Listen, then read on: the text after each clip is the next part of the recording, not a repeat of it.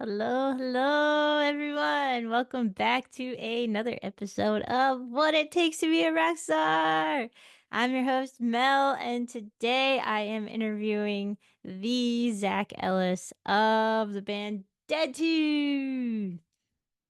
All right, everyone, welcome back to another week. Thank you so much for being here. I've been getting a lot of messages still about people enjoying the podcast, and I'm really happy because, I'm not doing it so no one listens to it. I'm doing it so people listen to it. So I'm happy you're here.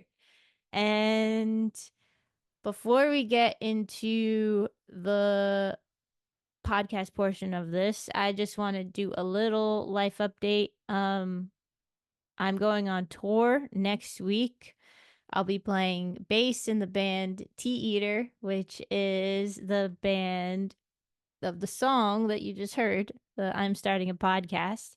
And we're going to be touring in Europe. So if you're out there in Europe, look out for us. We're going to be in Italy and Germany and France and Norway and the Netherlands and Copenhagen and Denmark. So yeah, look out for us out there. I'll be there in October. Um, but I will also be putting out episodes as we go. So, anyway, this week I'm chatting with my old bud Zach from the band Dead Tooth, which is an amazing band from Brooklyn, New York. They're incredible. I love their music. I've known Zach since I think 2017. We played a show together, and Tara from Tea Eater, who's also my bandmate, and Gustav, she booked me solo acoustic and Zach acoustic, I think, with a violin player. Um, at this place which is now Driggs Pizza Parlor in Williamsburg. And yeah, we made friends that night and we've been friends ever since, and it's been really fun watching both of our bands and music projects grow since then.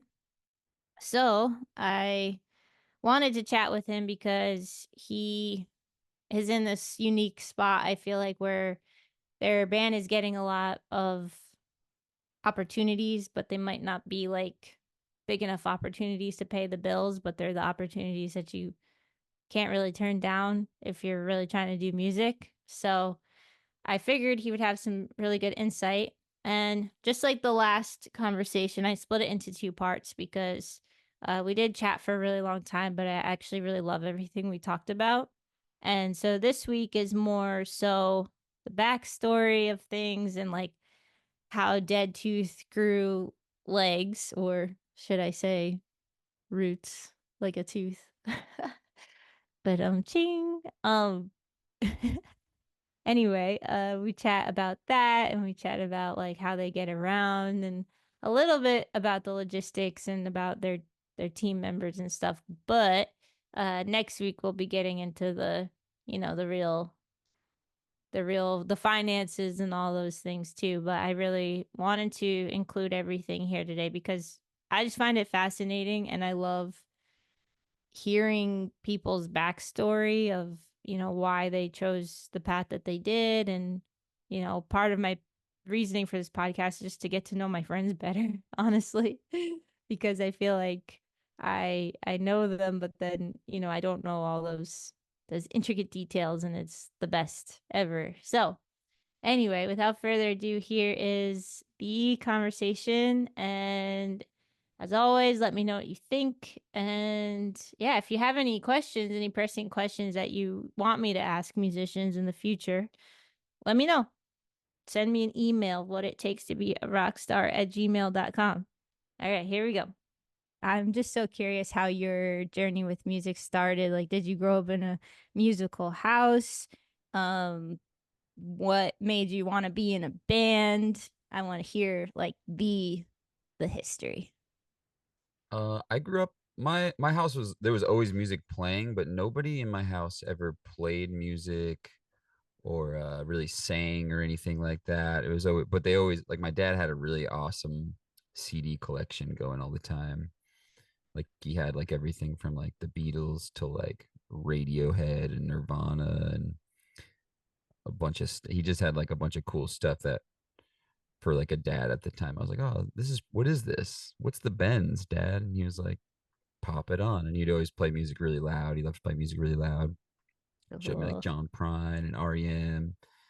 Uh, but yeah, I was never like, Zach, you should learn an instrument or something. But I kind of just got interested through, I'd say, kind of through skateboarding culture is where I got interested in music. In middle school, uh, like a small group of friends that I had, we all kind of started skateboarding, and which I got into that because I actually I wanted to be a soccer player. Nice. But then I tried out for the travel soccer team, and I like during the tryout I injured myself. Like I messed up my knee. I like hyperextended my knee, and Oh, I like fell and I was crying, and I never like could muster up the courage to go back. I was like embarrassed by injuring myself that day, no. and like I never like mustered the courage. I like gave up on soccer. I was like, that's I'm they're never gonna like me now, which is stupid. But like I always thought the soccer kids were really cool. And then kind of gave up on soccer because of that. But then discovered skateboarding, which is also terrible for your knees. But but it's more of like a, you kind of you're not like in front of a bunch of people try like you're not playing a sport like a competitive sport with other people. You can kind of like progress at your own speed. And I really loved that. And so I started skateboarding, and a bunch of friends and I got really into it, and we'd always watch skate videos. And there was like one particular video I remember, Shorty's Fulfill the Dream. I really loved the music in that video. And it kind of like made skateboarding come to life. Like without music in a skate video, like it's just not that fun to watch. But the rhythm of the music and the skateboarding, and it was kind of like like skateboarding to me was an amazing meditative actionable thing to do that I really loved as a kid. Like just the whole world can go away and you could do it. And yeah, my like best friend at the time, Chris Abadessa, he had a guitar. We used to skateboard all day, and then he had like a old like Fenders or a Squire Strat. It was like a Fender Squire series Mexican Strat, and his I think his dad got it for him, his stepdad, and we were just like he played it, and he was like pretty good, and we were just hanging out all the time, and he really wanted to play the drums, and we had just been listening to a lot of music through skate videos, and we were like pretty into classic rock at the time. We were listening to like on like Santana and Led Zeppelin and Black Nice. Sabbath Yeah. It's while the we'd stuff. skate. Yeah. We put on the boom box. We'd have the boom box on the floor, maxed out at 10, Yeah. and we would just skate for like hours. And then eventually he got a drum kit. So once he got the drum kit, it was like I didn't have a guitar or anything, but he moved over he was like, I want to learn the drums. And I was like, I kind of want to like learn the guitar, because I would like go to his house and we'd like trade off on the guitar. And then so he actually like sold me the guitar for like $100 or something. And then he moved to the drums. And around the same time, my uncle Gary gave me an acoustic guitar. Oh. So I got like two guitars, one for playing like at home, and then one for the like we could go to his house, and I think he must have had some kind of amp. I can't remember. It might have been like one of those like crate amps, you know? I was gonna ask because like the first jam amps are always so fun, they're like I think me and my friend I had like an amp like this big, like the tiny, Uh-huh. tiny, tiny ones, and you can't even hear it over the drums, Yeah, but you're just sounds jamming your terrible. heart out. Yeah. Uh-huh. Need a crate, you Yeah. think? Yeah, okay. I think so. I can't remember the amp situation off the top. Oh no, no, I do remember the amp situation. He had a Rogue. Do you remember Rogue amps? It's like ringing a bell, but Equally as like okay. it's like a practice amp. Mhm. Um yeah, we had a Rogue amp. Now that I can like picture it now, the script lettering of the word rogue. I really identified with that as like a rogue spirit, you Yeah, know. yeah. um no, then he had like, and his the house that he lived in was really cool. He in the town we grew up in, Warwick, New York, there's like a part of it called Pine Island, and the whole like his whole backyard was basically like a black dirt field, I which love is that. like this really rich soil in upstate New York that people grow onions in. And on that same property he just had like a big barn, and so we set up the drums and like the Rogue amp in the barn, and we would just jam a bunch, like, and kind of like he was really into songwriting and I was getting into song. He was like, he kind of like got me into it a little bit. He was like, check out these we were like getting into music at the same time together, but he was like, his dad had like got him a guitar. He was like my in. And then through that we just kind of like, we just started getting into it. We would like, we started skateboarding less and less and playing music more and more. um Around the same time we were introduced to marijuana. Was Uh, I feel like your drive to do like physical activities goes a little bit down, but you're like, oh, let's jam for a few yeah. hours. um yeah, then we just kind of like, we had a band, me, him, and then I remember because he was good at drums, but he kind of wanted to play uh an instrument that he could like sing and write on. So he moved to the bass eventually. He did them all. He went Yeah. guitar, drums, bass, and then he was on the bass and started singing. We found a drummer, and I was like, I'll play guitar, you play bass, and then we found a drummer, which is my friend Dylan. He was a cart pusher at we were both cart pushers at the local ShopRite Nice. supermarket, and I met him one day. He was like, we were pushing carts, and he was really cold, and I like gave him I had like a fleece, like a old Navy performance fleece I got for like Christmas or something from my grandma. And so I lent him that, and we started talking. He was like, yeah, I played drums. And he ended up being like an incredible drummer. He's really, really good. And so we made a band. We were called Canvas the Human. That was like our high school band. And we would just play all the time. We would try to play any gig we could. There was like a local cafe called the Tuscan Cafe. And That's good. the Tuscan Yeah. Cafe? Oh yeah, I played Hell yeah. there. Yeah. Nice. Yeah. Yeah. I can't remember. I think our first show we ever played was an open mic there, and we just brought all the gear. We were like, we're doing, we're gonna, I love that. yeah. We brought the drum kit, the bass amp, and we just like, for one song, literally, there, like Yeah. everybody got a song. We are like, we're setting up. That's amazing. Yeah. And then I can't remember if that happened first or there was like a park in Warwick called Stanley Deming Park, and they had a thing where there's like performances, and they're like, they let us do like two songs. I think we did like an At the Drive-In cover Nice. medley of like two At the Drive-In songs. We got really into At the Drive-In by that point. And I can't remember. I think that might have been the first time we ever like played out live, like in front of people. And yeah, and that was kind of just the beginning. And then after high school, I eventually moved into a house like in downtown Warwick that had a loft above the garage, Mm-hmm. and that's where we ended up practicing the most. Like we kind of moved the whole rehearsal space to my loft above the garage.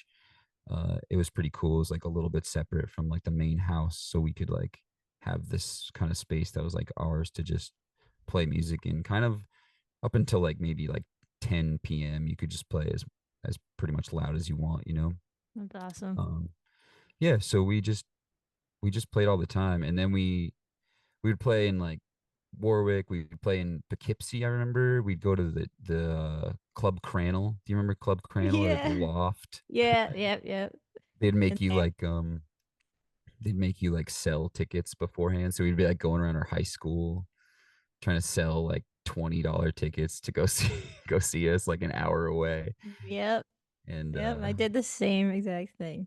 yeah, yeah, Yeah. because you're from upstate too. Yeah. Yeah. Yeah, Yeah. Like Port Jervis area. So, yeah, yeah, you had to go. elsewhere to play. There Mhm. weren't too many options. You had the Yeah, was there a Tuscan. venue in Port Jervis or no? There was for a minute. It was called the Vault.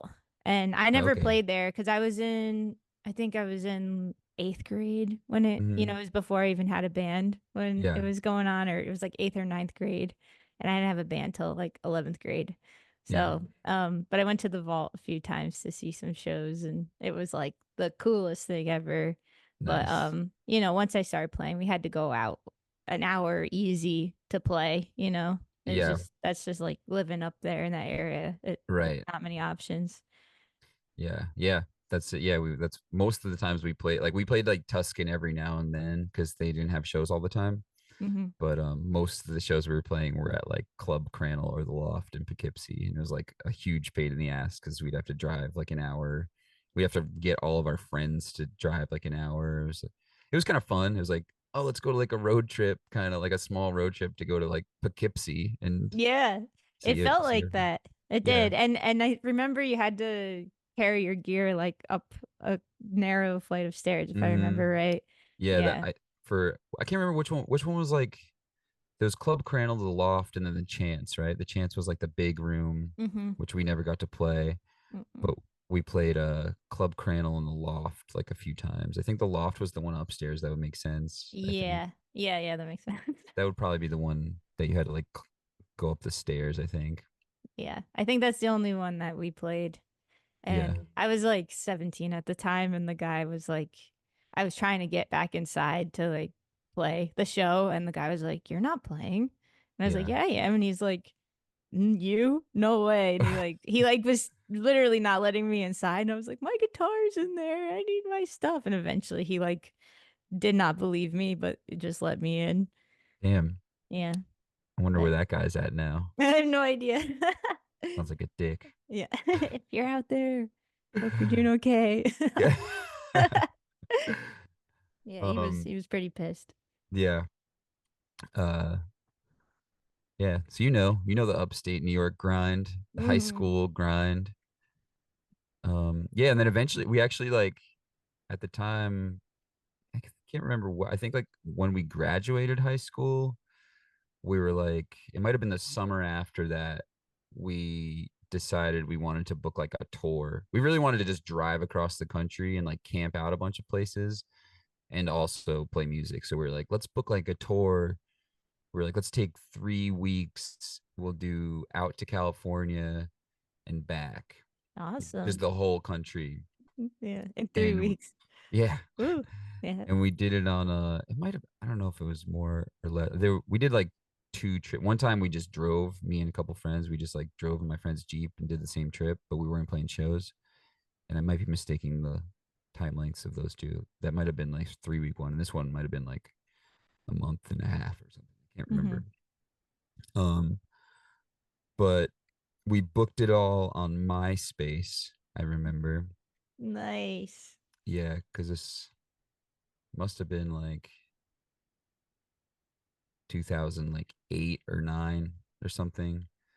There wasn't like the whole like social media wasn't that you didn't couldn't really like book that much through other like MySpace was kind of it Hmm. that and just like emailing venues. We had I remember that website bookyourownfuckinglife.com was like a DIY booking resource. So we would just email like tons of venues, every state. We'd be like, let's hit up every venue in Austin, see who gets back, and then we'd email them. And there was no like, back then we didn't have smartphones or anything, so we would just like sometimes like on the road we'd like get to the venue and they were like, oh no, like we canceled this like a week or two like you didn't see because No. you were like drive, we didn't have any way to like check our emails or anything. Yeah. We just like went. um and yeah, that was really fun. And that was kind of just like the beginning of it all. And then moved to kind of came to a split that band. Like we came to a point where it was like, okay, Dylan, the drummer, wanted to move to Albany to go to school.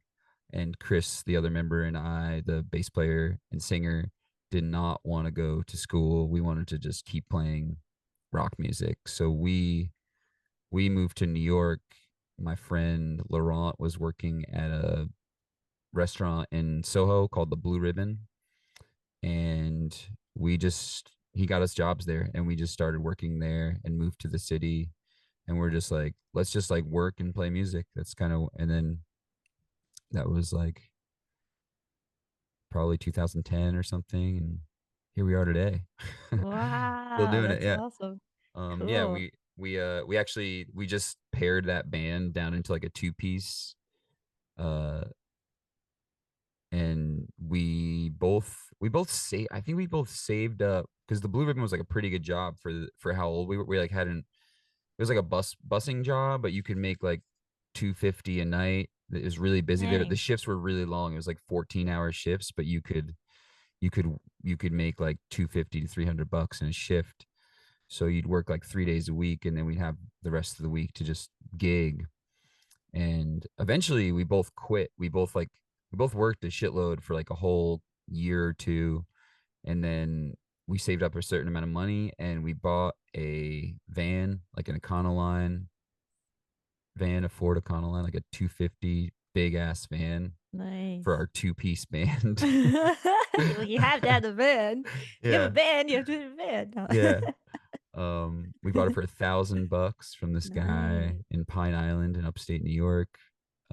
This guy Richard, he was like a motorcycle driver, and he used to put his motorcycle in the back of the van and drive around places. And then he kind of like got got a little too old to be like getting in the van. He's like, it's a little too big for me to like be getting up in it. And so he sold it to us for $1,000. It was sick. It was all jet black, matte Whoa. black, and had like skulls on it and shit. Whoa. Yeah.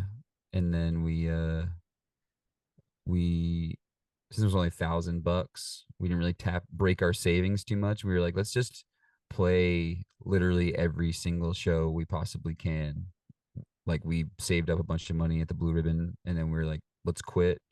We saved up like enough money to like live for like a year without having to like get another job. I think we saved up like 10 grand, and our Whoa. our rent was like $700 each or That's something. And amazing.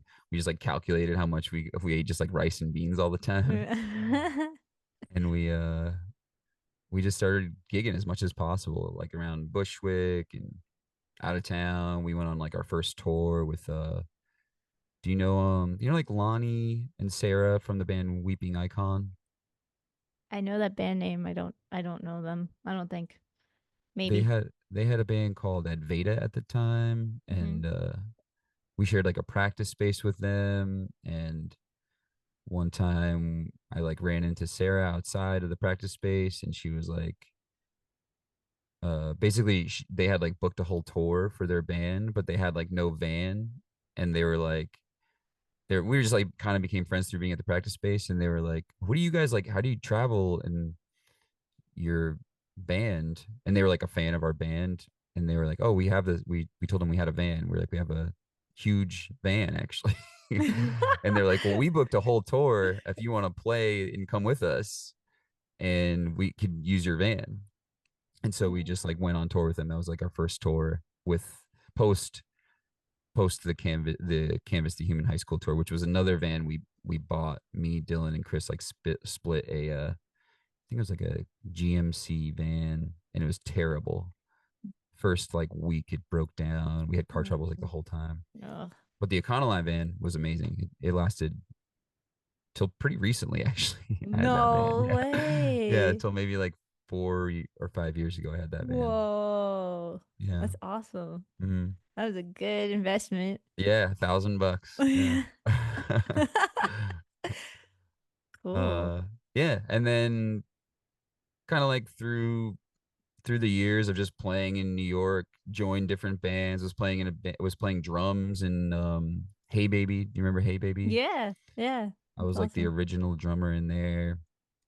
Um and yeah, just been doing it ever since. That's Whatever awesome. job at the time I'm doing to make money to continue doing music has kind of been the way it's been going. Cool. Is Yeah. there something smoke? Is there like incense or something behind you? That's a humidifier. Yeah. Oh, okay. I was like, You're like, is your "Is your house on fire? Are you okay?" Right. I Oh just my saw god. that. I was like, "Oh That my does look God." alarming though. I can Okay. see that. All right. Wow, that is an epic origin story. I love it. Yeah. So Yeah. what happened with that band? Was your bud who you moved to New York with? Of the Uh two-piece band, yeah. we actually had a little bit of like a falling out at the time. Like after we did everything together. We were literally like he was the guy that I started playing music with. We did everything. We worked the same job. We both worked at Blue Ribbon. We lived together. We Mm-hmm. played in a band together. Um, and eventually we had like a bit of a falling out. We were just like it just got like to a head where it was like we were just not getting along in a lot of ways. A lot of drinking and maybe just partying too much and kind of like we weren't like we were getting like cool opportunities. Like this guy offered to like pay for a record to be made for us, and it was pretty promising. It was the record was like coming along, and then we just kind of had like a blowout fight, and we just needed to go our separate ways for a while. We're still really good friends. I was actually just upstate hanging out with him. He has a house Oh, upstate now. Yeah, cool. we're still like we'll always be friends, Yeah. like best friends. But we just needed to kind of go our separate ways for a little while, Yeah. and the band broke up, and that's kind of when I started doing like my own music. I kind of wanted to have like a creative outlet of my own. I was always in bands as like a guitar player, a drummer, or bass player even for a while. And yeah, kind of just wanted to like do my own thing. Like I never had like written a whole record of my own, so I was like I want to try to do that. I made like a folk record in my room, and yeah, just was like I never even like really sang until then. He was always kind of the singer, and then was like but I had a lot of things I wanted to say, so I just was like I'm gonna make a folk record and get all this stuff out. And that's kind of when I started doing my own thing, and that just kind of evolved from being like almost like like an acoustic bedroom recording project to eventually I was like, oh, what if I could like play this stuff out with like a band? And that was like almost like a folk band for a while. Like we had a banjo, we had like a violin player. Cool. But that, as you probably know from playing in New York a bunch, is pretty hard logistically to coordinate, Mhm. and make sound good at a lot of the venues we were playing. We were playing like Much More's or something, or I don't know if you remember that spot. I remember that spot. Um, Yeah. It's like a fancy spot now. I I know. heard. I think I Yeah. was talking to Tara actually Yeah. about it We because went Tara, there one time. Yeah, where it's so different. It's wild. yeah, Yeah. yeah. And around that same time, I was starting to play in Hey Baby. That's actually when I met Tara.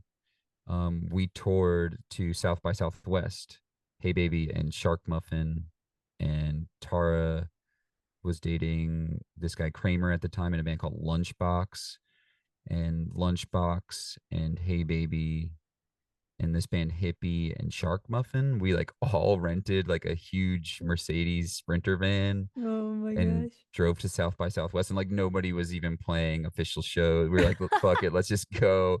We had like I think we had like two or three shows, and like one of them fell through like on the way down there. I think we got like another one in a yard or something. We were just like, fuck it, let's just go for it. And it was really fun. Met a lot of great people and had a great time.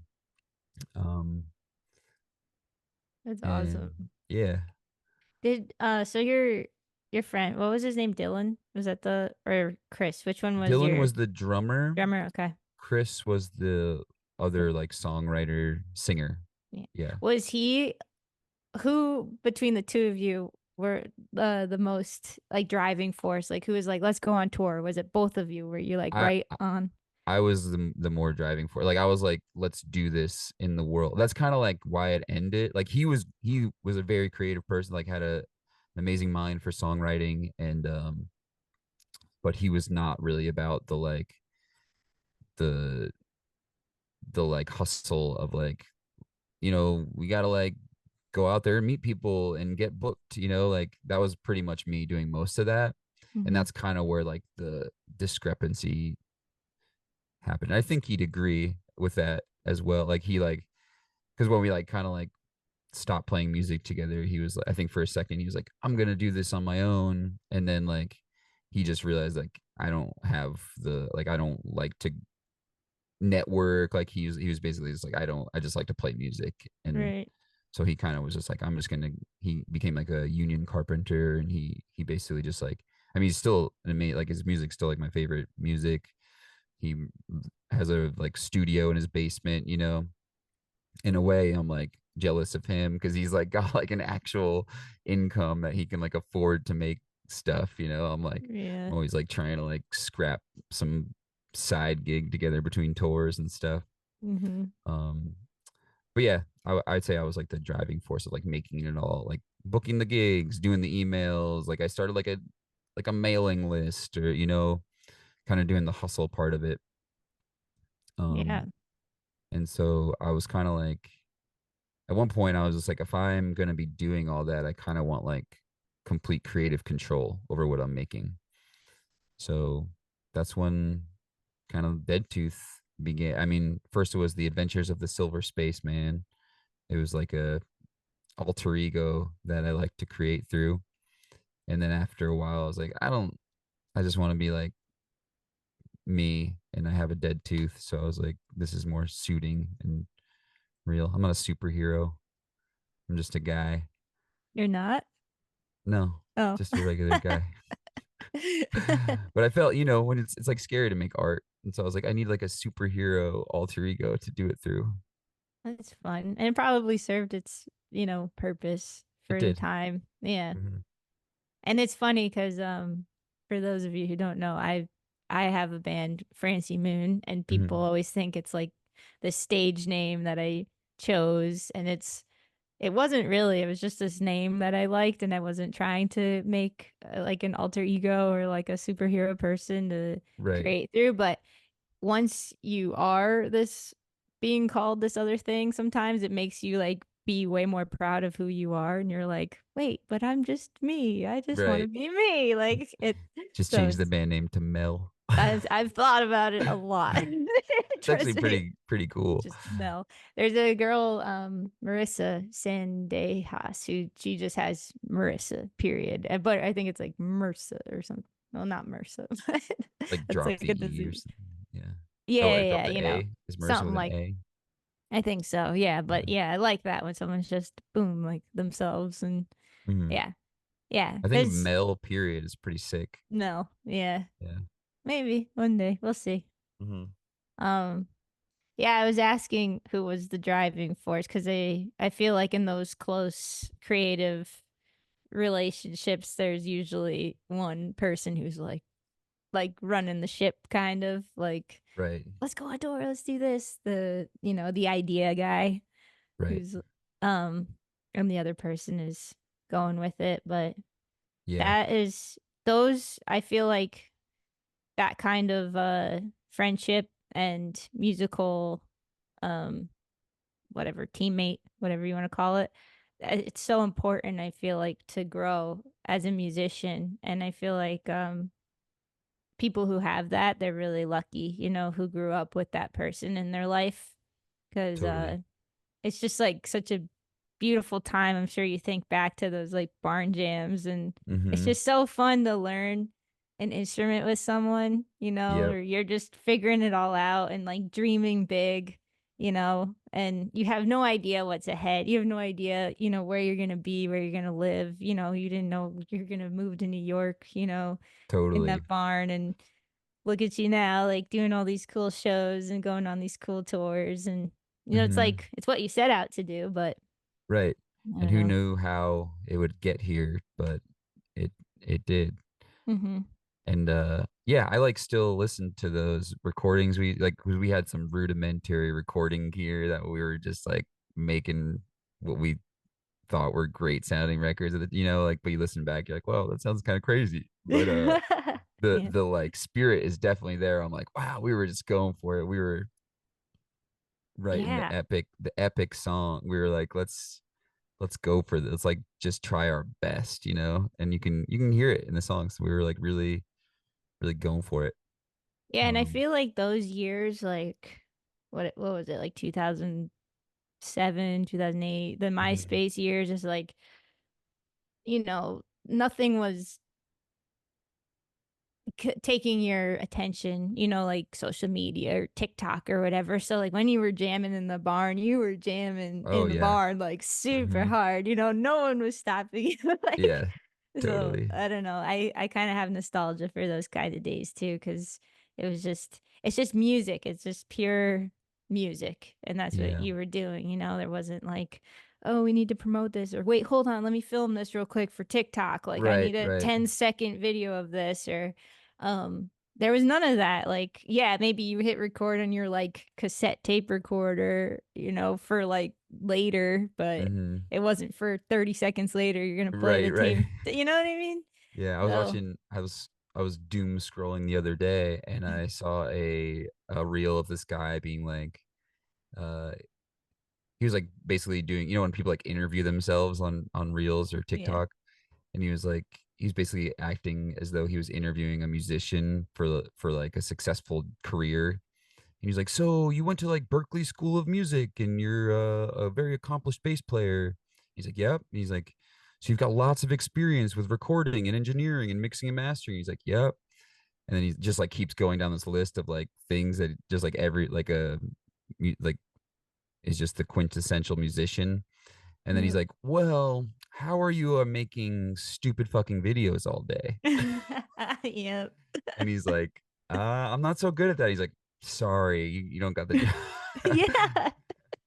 I know you like need to have that brain now in order to Yeah. like capture whatever. But honestly, I have hope for the future though. I think like good songs, I think regardless of, maybe they might not get that much attention right now if you're not like making crazy TikTok videos to go with it.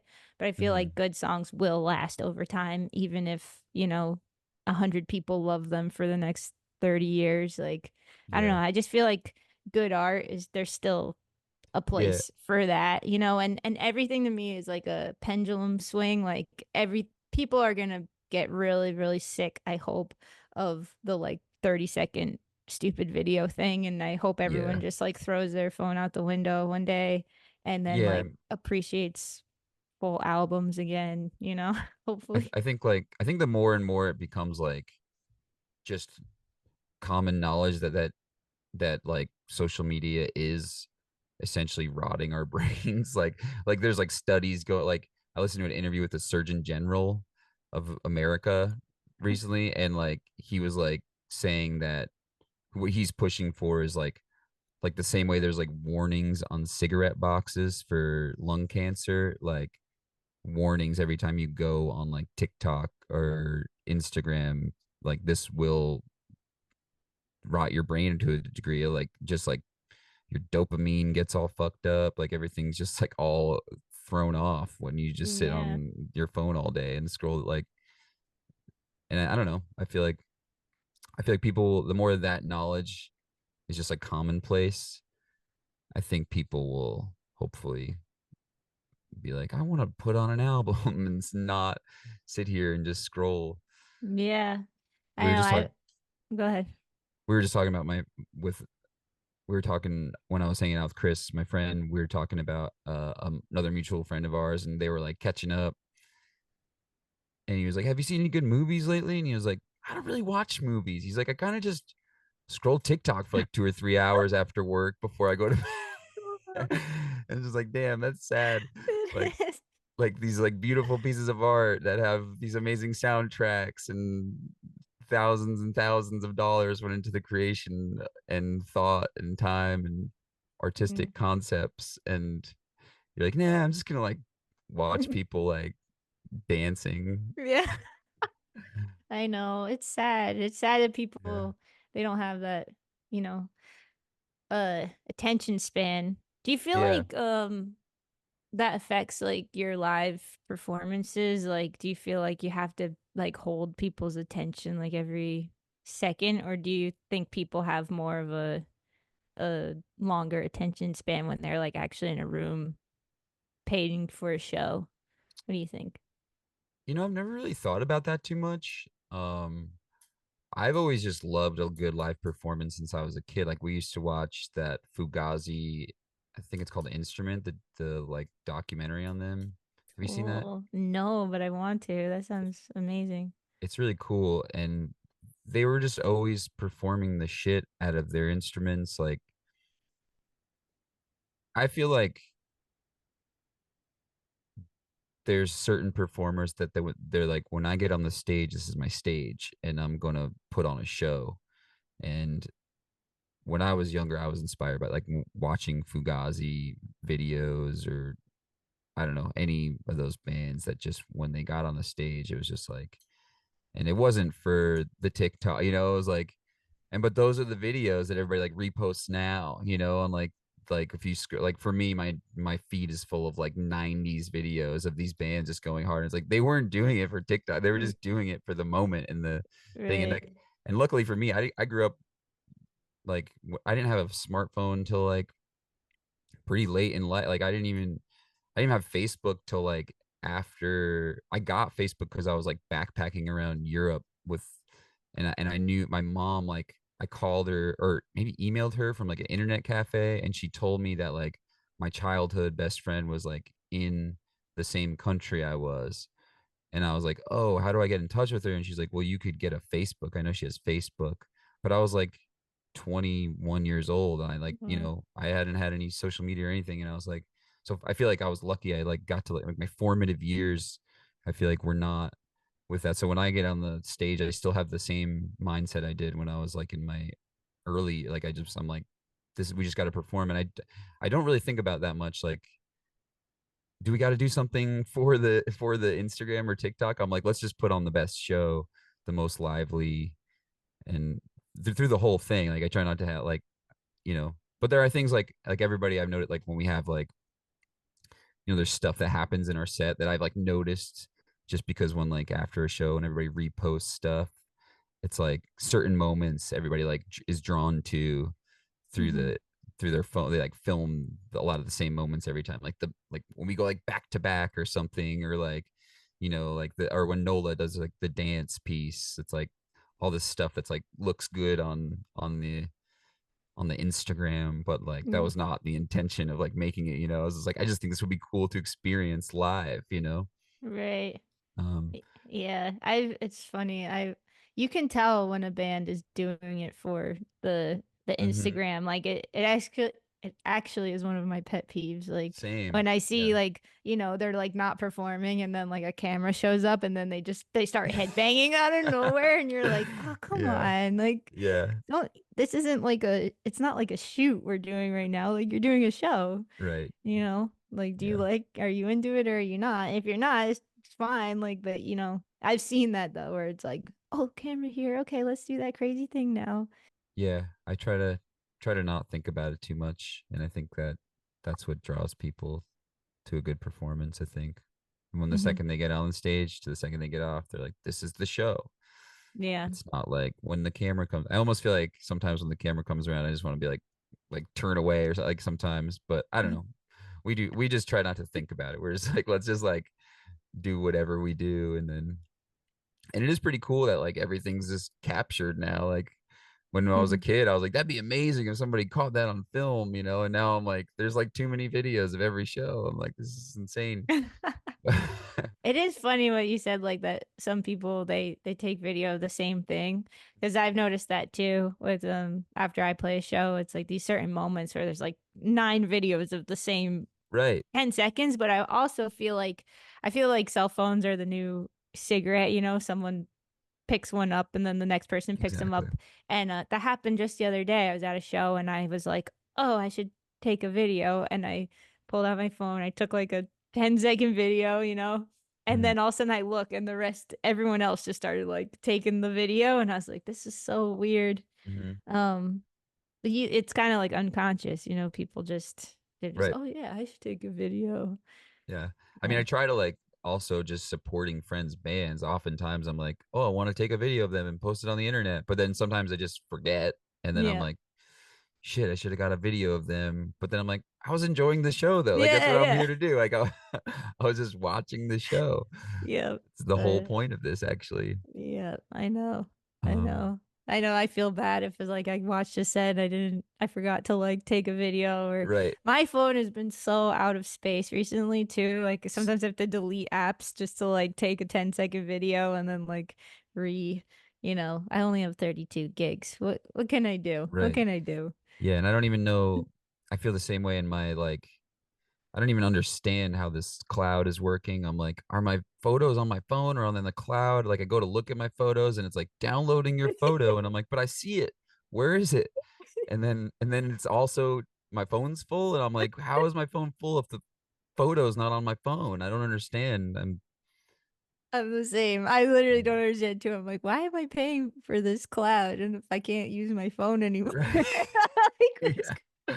Like I just want to go back to the days where I had like a point and shoot camera, and I would take the card out and put it in my computer and just like dump it all on a hard drive, and I was like, there it is. There are yeah, the photos. If I I know lose that now. hard drive, they're gone.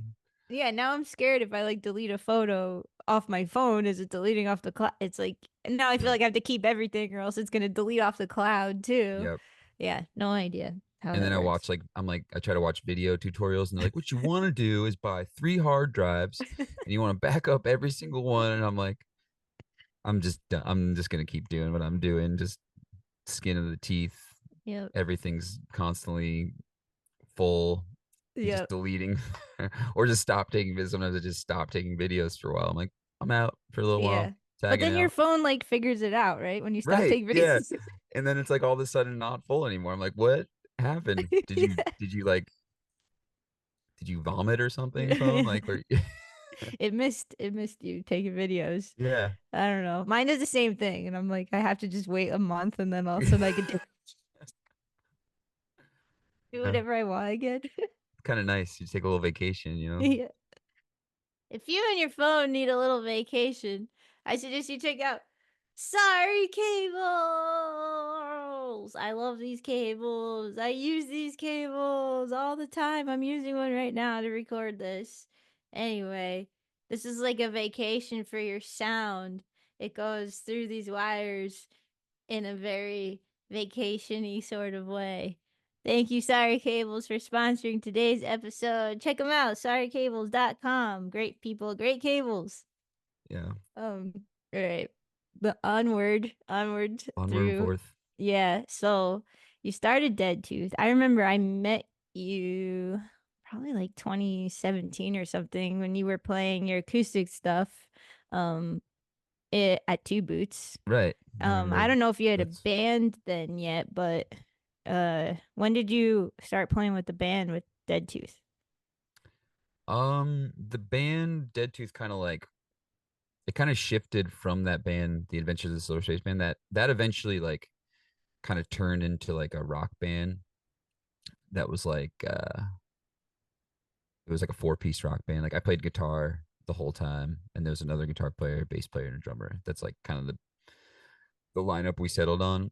Um, Dylan ended up moving back to the city after going to school in Albany, and he was actually the drummer again. Like so, Oh, full cool. circle. Dude from Yeah. the ShopRite parking lot started playing with us again. But yeah, that was probably in like 2016 or 17, because I remember River was playing with me right at that Mm-hmm. time. She was playing violin. Mm-hmm. Yeah, so that like a lot of those songs, River was playing like lead guitar parts that the guitar player had written. So we were gigging as like a band at the time. Okay. But then when I got asked to do like the Two Boots thing, and another thing, River eventually was playing the violin parts that Andrew, my guitar player, wrote. But he's in like do you know Dive? Yeah. The He band? played, yeah, he, DIIV? yeah, Okay. he played in Dive as well as my band, and obviously like Dive was like huge at the time, and they're Mm-hmm. still huge. So he was like touring with them a lot. So when he was gone, River actually like learned his lead guitar parts on the electric violin. Cool. And so when I met you there and we did that like duo set, I was just like, oh, I'll just do the songs on acoustic guitar and you do the lead parts on violin. But we were like a full 4 piece band then. I can't remember. I think we had maybe just made the transition to being Dead Tooth. Like Okay. it was just basically like a name change kind of and a little bit of a lineup change, but it was always like a little bit of a rotating lineup. You know how it is. There's like you got a gig and somebody can't do it, but you have to do the gig. It's like you can't turn down that gig. Like even when we play with Never. Gustav, like yeah. It's like against the law. Yeah. It's like a free show in somebody's basement. There's no way I'm turning that You're down. gonna lose $400. Perfect. Yeah. Yeah. Um, but yeah, so River was playing those lead parts. Dylan was on drums. Jason, our original bass player, was on bass, who played with us at the Gustav show. Like Oh, okay, cool. after the pandemic, he was like, I don't want to play music anymore, you know. Not he didn't not want to play music. He didn't want to play like in bars out all the time, like DIY Brooklyn shows. And so he kind of like he was like bowed out a little bit, but he's like, but if you need me, I'd maybe like fill in, you know? So Hmm. then he's the one who played with us when we played with y'all at a music hall. That's awesome. Yeah, I got like a whole cast of people that if like somebody can't do it at this point, it's like having like a football team or Yeah. something. You have like, They're on the bench. but yeah, so yeah, eventually became Dead Tooth, and we have like we have a band now that's pretty like it's the core members of the band. We kind of like post pandemic, we I basically had to rebuild the whole band post pandemic. Recorded an album before the pandemic with the original band with Jason on bass, Dylan on drums, and Andrew on like some songs on guitar, but mostly me. Like Andrew was on tour when I was recording it, but I really loved his guitar playing. So I kind of like tried to like mimic his guitar style and Hmm. do leads I thought he might make, you know, just to keep the sound kind of cohesive. Cause the first Dead Tooth EP was like a 4-song EP, and he wrote a lot of those lead guitar parts. And I really loved them. I was like, these are amazing. So I kind of tried to like channel his style into the next EP, which was called Pig Pile. And, but he wasn't around for a lot of it. So I just like played kind of what I thought he might try to play in his style of like lead guitar. And then That's cool. yeah, and he was on he like I got him for like a day one time. I was like, come over, like lay down some guitar stuff. And then he like laid down like a couple little pieces that I ended up like splicing in and like using some of his stuff on a few songs. But yeah, then the pandemic happened. Jason quit because he was like, I don't want to fuck with being in bars anymore when the world's ending. Dylan had a baby, um, Lil Zinnia, sweet Lil Zinnia. A Dylan and great name. Chelsea, high school sweethearts. They've been together since Dylan and I were playing in high It's school. He's been cart pushing. mhm. Cart pushing days. Yeah, that's A true little love. after Car Push. I think they got together after we probably were both fired from cart pushing Oh. for You weren't um good at pushing carts. we were great at pushing carts, but Yeah. we would often just like I remember we would literally just leave in his like he had like a sob, like an old sob, and we would just be like, I think the manager's gonna be inside for like an hour. And I think we like left and just were like driving around smoking weed, and then we came back and they were like, you guys are still like I think we might have I don't know if that's how it ended, but That's hilarious. we eventually stopped working at ShopRite, and then he met Chelsea, and they had a baby around that time. And so he was like, I kind of got to like take a step back. I can't really tour. I can probably do way less local shows.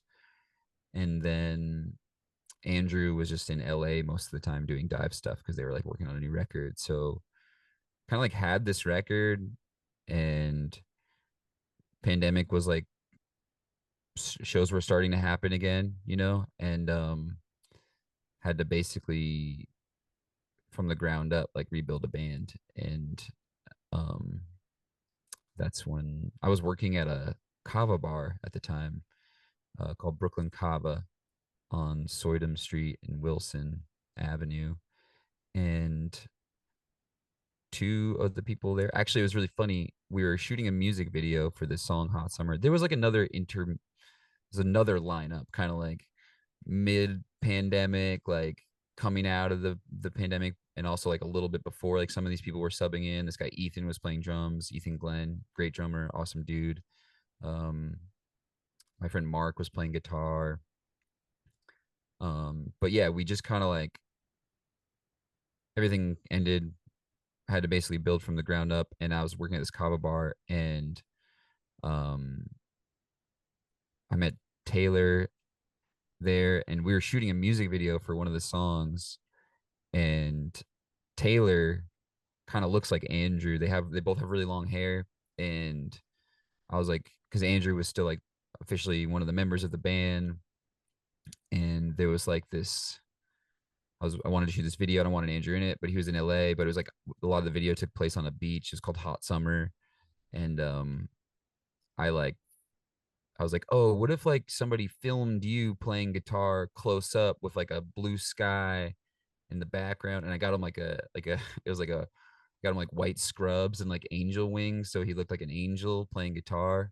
Mhm. And and then I was like, oh, and then for like the far away shots, we'll have Taylor, who like looks like you, kind of like stand in, you know? Like a double. Yeah, like a double, like a body double. And so Taylor did. He was like, yeah, sure, I don't give a fuck. And then we shot this video, and Taylor was like kind of like playing the parts. He was kind of like doing like cool like just like because we weren't plugged in or anything, but we were Mhm. like playing the song. But I could like kind of hear him playing guitar, and I was like, oh shit, he's like doing some cool stuff. And I knew he was like pretty good at guitar. I'd seen him in a band called Karaoke Mood Killer, and he was Good like band name. ripping, yeah. Mhm. And I was like, damn, he's good, and I like his guitar style. And then we had a gig coming up, and like Andrew couldn't do it, and I was like, do you want to just actually play the guitar in the band? Like not just be the stand-in. It was a nice like superficial way to get in the band, you know, Yeah. like you look like the guy in the Yeah. band. Let's get you in here. That's Um, hilarious. Oh my but since gosh. then he's got a really cool, unique style playing guitar. He's got like a lifted bridge, and he like uses his palm. It's like almost like a whammy bar. Mhm. Really Yeah. unique sound. And also kind of also the way John, the sax player, got in the band is because Andrew couldn't play a show, and he's like a musical genius, John. You could just be like, what's that song by Shakira? And he just like play it back to you. Like he's just like he doesn't Wow. need he's got like a he can just learn. Like I was like, do you think you could learn all these lead guitar parts for like a gig like tonight? It was like something like that. And he was like, sure. And he just like Wow. showed up and played, and it was really sick. And I was like, damn, kind of want a sax in the band now. Like kind of want you on the sax now. And so we ended up just then we had a gig with the lead guitar and the sax. And I was like, this is just the new thing. Like this is like full throttle. Yeah, it sounds awesome, and I love when they play the same thing too sometimes, like the Hmm. Yeah. right? Yeah. It's like Yeah. Uh-huh. it's like this special type of powerful when the Right. two of them are doing the same thing. Totally. Yeah. And then they go back to back. Yeah. Yeah, it's a super fun lineup you have. I mean, even with the rotation of cast members, it's Yeah. always a good time. It's really Yeah. cool. It's been pretty, honestly, since the end of the pandemic, it's been pretty consistent. This has been like James on bass, Taylor on guitar, John on sax, and Gino on drums. And Gino can't really tour, so we have like a fill in for tour for now. Um, but yeah, it's been pretty much the same thing. We have like an EP we're sitting on right now that's recorded with that lineup. Cool. Uh, Are you gonna release that as a 7-inch? I saw somewhere it was yeah, we're said. doing a 7-inch with like a B side first. It's like the first release. We're going to tour in Europe in November, and that's gonna be Woo! what we bring is that single. Okay, cool. But yeah, we're sitting on like an EP of I don't know when it's gonna come out. Come out at some point. The 7 inch is coming out in the fall. Cool. So let's Yeah. talk about tour because your band is sitting in this interesting spot where it's like, I don't know, there's like, the DIY playing local shows stuff, and then there's like the DIY playing, touring and doing all that, and then there's the notch up where you have some help. And I feel like you guys are there, right? You have like a little bit of a team going on right Yeah, we've now. got a team, we've got a manager, a Cool. label, we've got we've got some help from like our friends at Illegal Mezcal. They actually like help us out with stuff sometimes. What is Um that? Is that it's a who are they? mezcal company. They Oh, make they like it's a really cool mezcal company that started, I want to say like 15 years ago or something. It was like super small batch like mezcal that they were actually, I think it started illegally. Like that's why it's called illegal. It was like they were like shipping illegal, like illegally through like drug smuggling routes or something. Like it's oh some my crazy gosh. story. But they're really cool. And we have a friend, we met at South by Southwest, and he like they're really cool. Like if they love a band, they'll like help you out. They'll like put you on their show. They'll throw shows, and they'll like help you get places. They'll be like, we can get you here and here. They'll help you with your travel and stuff. So Like with finances, they'll help you, like, or they'll, sometimes, yeah, yeah, sometimes that's they'll, awesome. yeah. They like flew us out to a conference in where were we in New Orleans to like play like a liquor conference, and they got us No paid. way. Yeah, they're really cool. And so that's like a way that we get places. We have like a publishing deal now. Like I kind of like one of our shows that we played post pandemic. Uh, this guy Dave came, who's a lawyer, and he basically was like, I really love that show. I want to bring my friend who's like he works for Rough Trade Publishing to your next show.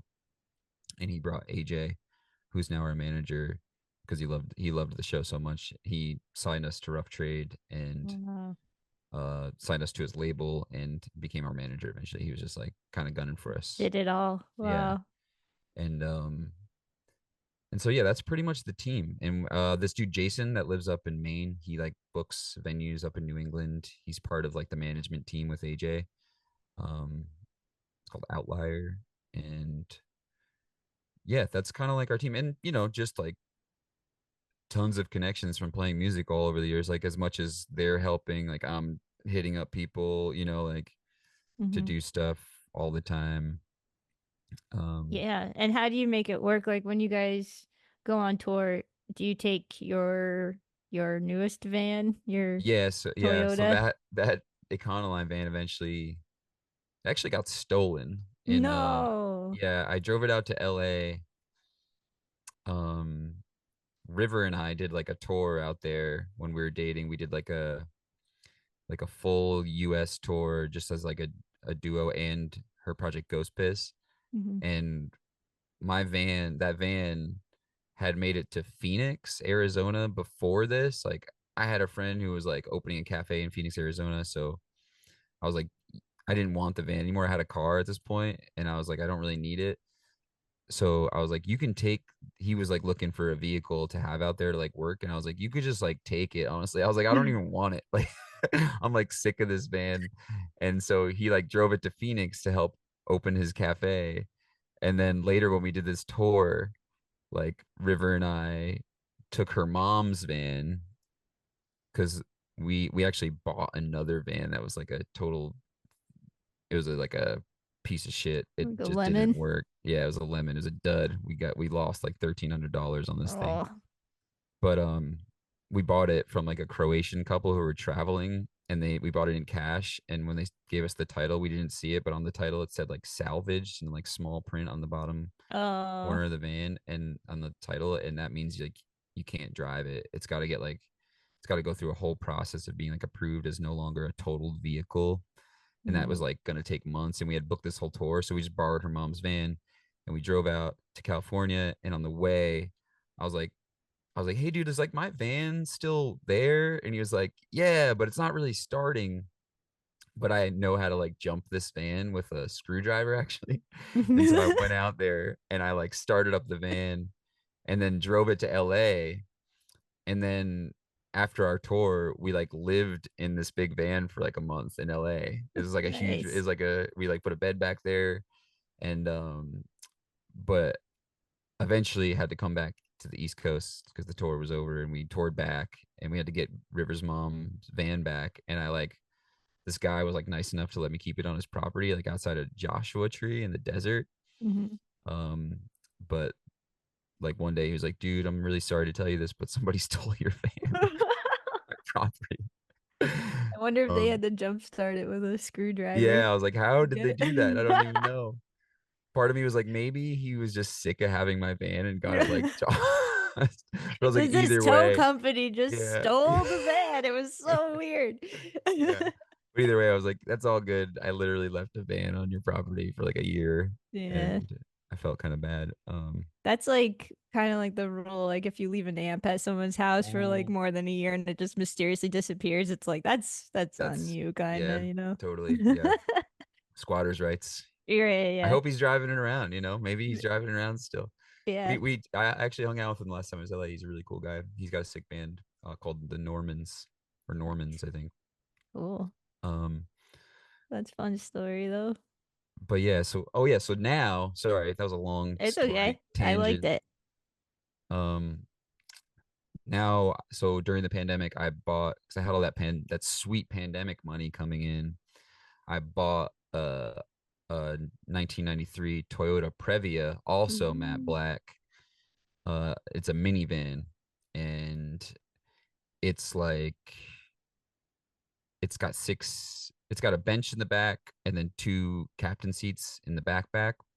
So what we do is I take one of the captain seats out. I have a storage unit I keep it in, and then we put all the gear in the back. And then I have a roof rack that my parents gave me. My parents had a roof rack, and they gave me it, and we just load like our personals up there and the gear in the back, and then we have five people in a minivan, and it works. It's not terribly uncomfortable. It's not the most comfortable thing. There's like two people on the bench typically, one person up Mhm. front and then one person in like the backpack, and it's all pretty tight. Like if you're in the backpack, you got like gear right to your left. Mhm. But yeah, we make it work, and it's the amount of money I've saved on like renting a van on the amount of times we've toured, like it's paid for itself for sure. Yeah. And Yeah, that's huge to have your own van, but also you're beating it up too. So you yeah. have to like fix it. But But this van, I mean, it's a 93, so you'd think it's like doesn't have a lot of life left in it. But I bought it, it had 90,000 miles on it, and the dude nice. that had it, uh, he took really good care of it. It was just in perfect shape, perfect condition, pretty much. Like there's nothing wrong with it. The air conditioning still worked. I was like, this is a 93 vehicle. The air conditioning's still cooking. Like Yeah. just drove back from upstate the other day, and I was like, it's nice and cool in here. Yeah. um, That's amazing. That's yeah, like and unheard of. I know, and I've done a lot of research because I was trying to buy a van. Like I was like, a minivan's the way. Having that big Econoline van, I was like, it's just a gas guzzler. Hmm. You it's like 12 miles to the gallon. You'll just go broke, like if every time you fill up the tank, it's like $100. Yeah, yeah. And you don't even go that far. It's like Mm. so the minivan was like the move. I was looking for like a Honda Odyssey or something, and then I found this one on Craigslist, and it was just like it was not what I was looking for at all, but it was really cool looking. It kind of has this weird like egg shape, and it was matte black. And I was like, every time I see like a matte black van, I'm just like, I think that's the one. Like, Yeah. I don't.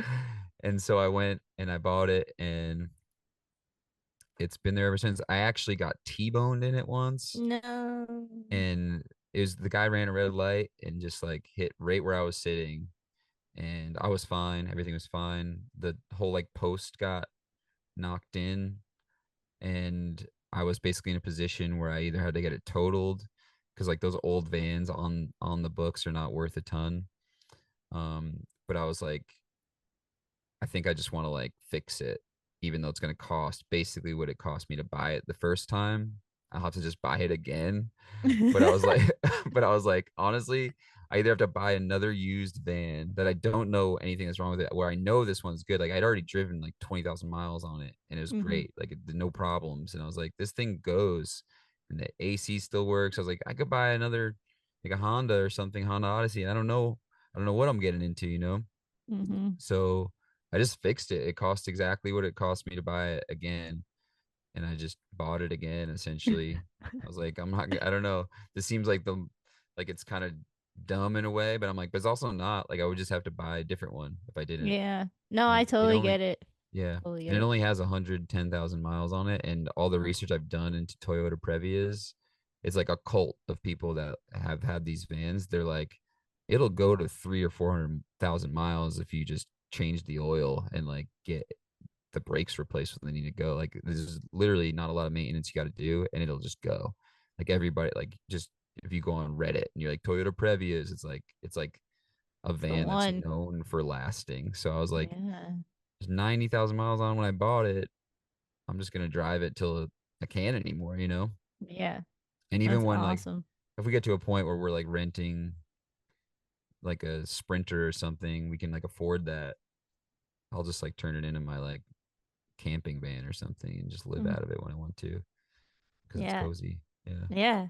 Vans are the best. I'm a van person. I have a Yeah. van. I have a Yeah. Toyota Sienna. There you go. So you Yeah. know the Yeah. Toyotas go. Yeah, yeah. And How, it have you ever seen that it's like a Toyota, it was a like a Craigslist ad for a Toyota Corolla, and it was like this car, it's just gonna go. And it was like one time I had like a noise happen and I just kept driving and the noise stopped and it was like yeah. it just keeps going. And that literally happened. Or like I had two lights come on in my van and I just kind of like waited a month, kind of like with my phone, and Yeah. it's like it It just stopped. goes. And I Yeah. was just like, yeah, it fixed itself. Like sometimes you just hit a speed bump at the right speed and the car just like fixes itself, Yeah. you know? That happened to me with the starter was going like the starter it would just like click and you had to go in there and you had to hit it with like a drumstick while somebody tried to start it and it would start eventually. And I was like, shit, I got to replace that. One time I had to get it towed because it was happening. And then now it's just not doing it anymore. I'm like, do I replace it? I'm like, I don't know. Do I just keep riding it out? And maybe it'll happen again or maybe not. I don't Yeah, know. yeah. But I'm like, it kind of costs a lot for a new starter, maybe, you know. Mm-hmm. And I Yeah. already had it replaced once. So I'm like, Yeah, maybe it's just a maybe. little tired. Like, I feel like vans, they kind of mimic where you're at. Like if Mhm. you're tired, your van is also tired, you know, and it Totally. starts doing weird stuff, and then you rest for a couple days, your van gets to rest, and Yeah. then, you know, they it's like a person and their dog, you know, you're like on the same wavelength. hmm I also feel like if I get it out of the city and I drive it around on like some nice country roads, it like fixes it. It's like it's like now it's running real smooth. Like it got some wind through it. You know, it's like Yeah. a dog. You need to Yeah. take it like run around on the beach or Yeah. something, and that dog's like super happy. So Yeah. we were I was just upstate for like 4 or 5 days, and now that van is like it's Oh yeah. feeling good. It's Yeah, starting yeah. right up every Yeah. time. Very happy. You took it out. Took it Yeah. out of the city. hmm That's hilarious. All right, everyone. Thank you so much for tuning in to this week's episode of What It Takes to Be a Rock Star. I hope you enjoyed that conversation as much as I did. And watch out next week, next Tuesday, for part two coming out with Zach, where we continue this conversation. All right. Bye.